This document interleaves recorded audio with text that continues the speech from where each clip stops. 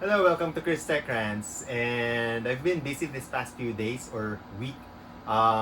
Yesterday, I was able to get my vaccination shot. And sa office namin, when you get vaccinated for this COVID, we get to have mandatory days off para sa mga side effects. Well, good thing, wala naman ako side effects. Well, a bit lethargic, pero araw-araw naman akong lethargic. So, I'm not, tamad pala no? I'm not sure relevant siya dun sa shot. So far so good. And another good thing that happened was last week in 6/6 sale, may nakuha ako for 88 pesos. I bought this mystery box. And I'm still hoping na 55-inch gaming monitor dito. Tignan natin kung posible siya. And by the way, sa PCWORX ko siya binili off of Lazada. Tapos, syempre, buksan na natin.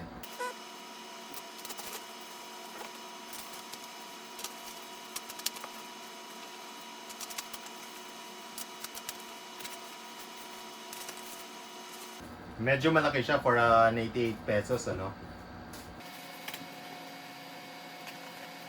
Tapos USB flash drive lang pala, But hey, kung 88 pesos tapos USB flash drive, hindi na masama,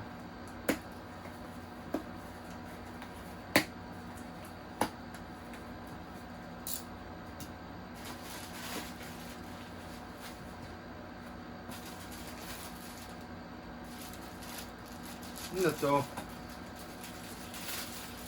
Hard drive case. Okay. Portable hard drive case by Western Digital. Medyo nasaan yung hard drive? Ay, nandun.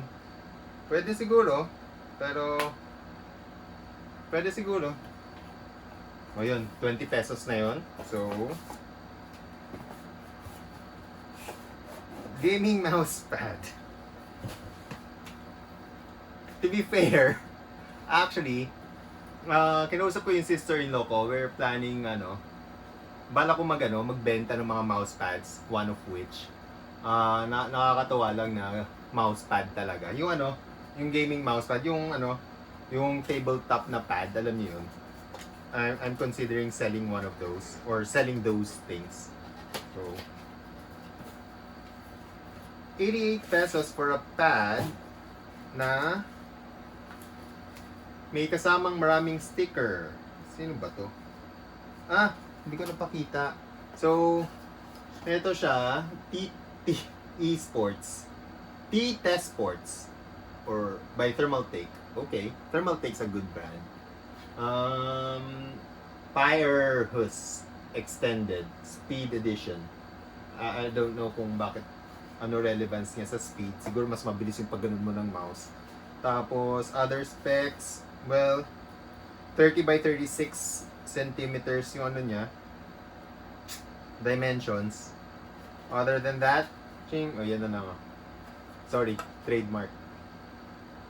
Ayan. Tapos, it comes with, akala ko sticker, manual pala. So, para sa mga hindi alam kung paano gumamit ng mousepad, may manual ka. Medyo complex nga naman siya. Baka patong mo sa monitor, di ba? Tapos, non-slip yung niya, other side niya. Tapos, maganda naman yung pad. Tignan natin kung compatible sa LG na mouse.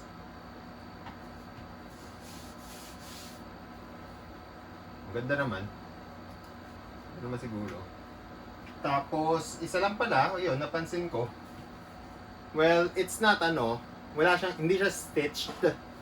Wala siyang stitch. So, in time, makikita nyo, baka humiwalay yung cloth or yung material, yung, ano tawag dito? Anyway, yung tela from the rubber in time. So, me, personally, kapag bibilin ko to, kung kailangan ko ng gaming pad or mouse pad, I wouldn't buy this siguro, even for an 88 pesos. Kasi yun nga, hindi mo ako, ang mousepad naman kasi, forever mo na yung gagamitin, di ba? So, in time, halata nang hihiwalay siya. So, mas maganda siguro kung stitched yung sides. Yun lang. Well, yung pad,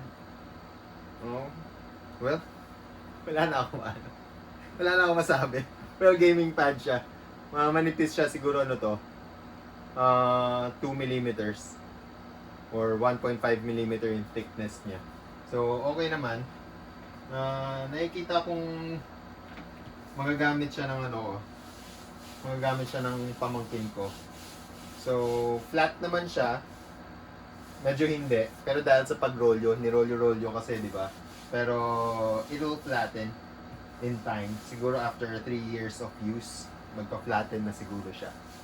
Anyway, yun yung 88 pesos ko for the mystery box. Not bad na rin. At least may excitement ng slide. So, pwede na rin. And na-appreciate ko na rin itong Western Digital. Medyo hindi lang siya connect, pero yung relevance ba? Sana mousepad and a mouse, siguro.